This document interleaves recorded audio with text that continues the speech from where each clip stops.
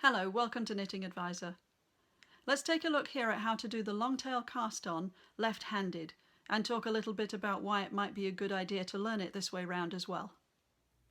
I have here some stitches that I made using the regular long tail cast on, and you can see that gives me a nice rolled edge along the front, and on the back this wider, slightly braided look. It's actually purl bumps along there right under against the needle. Now this is absolutely fine if this is the front of your work, and it would be if you were knitting in the round. You would come right round and start here, and that would be no problem. However, we often want to cast on and then start a project straight away, and if you did that you'd be turning this around and the other side would be on the front of your work. There's a couple of ways of thinking about this. One is to say that the cast on here is actually your first row, and then you turn it around, and where you see the purl bumps, that's the beginning of your second row, and continue in that method. But the other thing you might consider is learning to do this the other way around. You might call it a left-handed way, and then the front and back would be reversed. In other respects it would be exactly the same. So I'm going to undo this and show you how you can make this kind of cast on the other way around. Now, I have the tail end close to me. That will be exactly the same. And normal cast on in this method, you hold the yarn in your left hand and the needle in your right. That's what we're going to switch. So now, needle in my left hand, yarn in my right. Let me show you.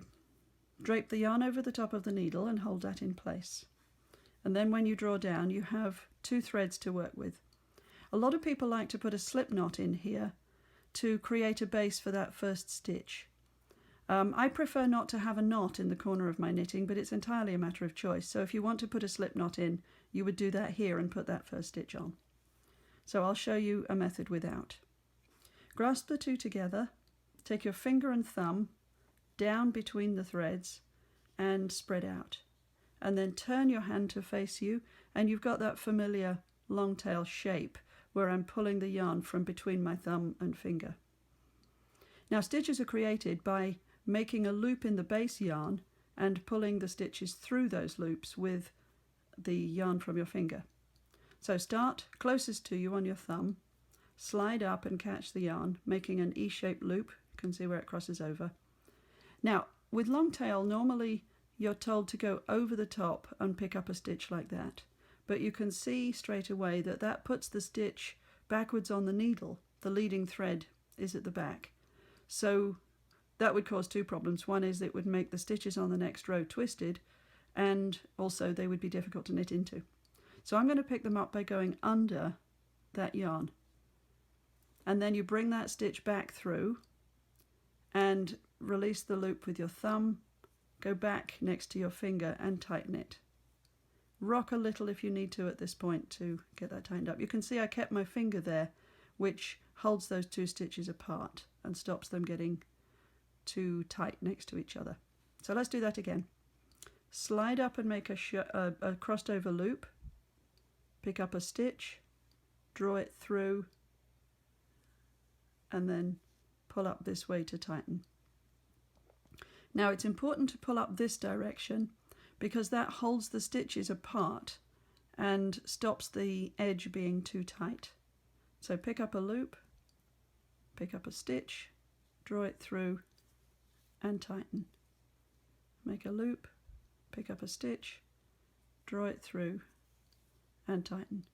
I'll do a couple of those slowly so that you can see exactly what's happening in the whole movement.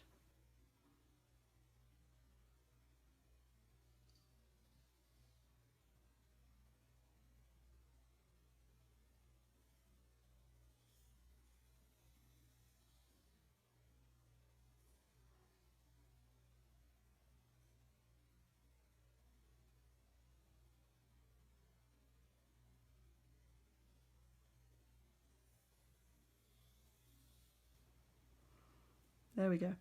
Now this pulling up sideways like this, it's actually very, very important to keep the bottom edge from tightening up too much. It's the only drawback with this method of casting on is that the hem there can pull your knitting in a little bit. I've heard a number of people mention using 2 needles here to cast on, or using a very big needle or something, but that really doesn't get at the problem. That just gives you very big stitches on the first row. Now you'll notice I'm actually holding this yarn quite short. That means I'm in control of the tension of these first stitches, and I'm not pulling that tight. It just makes them very neat. And this one I'm allowing to be quite loose, and that is deliberate, because then when I pull up here they stay quite large. So let's have a look. I've now got that nice rolled edge on this side where I'm ready to start my next row, and on the other side I have that wider braid look, which is the purl bumps along the back. And so you have a long tail done the other way around, and I can now start my first row here, and this gives me the nice rolled edge on the front. The other thing to notice about this is that when I do it without a slip knot in the corner, you can see my end stitch comes out from the stitch next to it at the base there. There's no corner.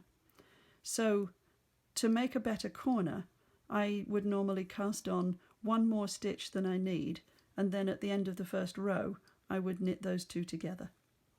And that makes a nice corner but doesn't put a knot there. Thanks for watching. Please go to knittingadvisor.com to check out our other videos and to leave us a suggestion of any other techniques you would like us to record.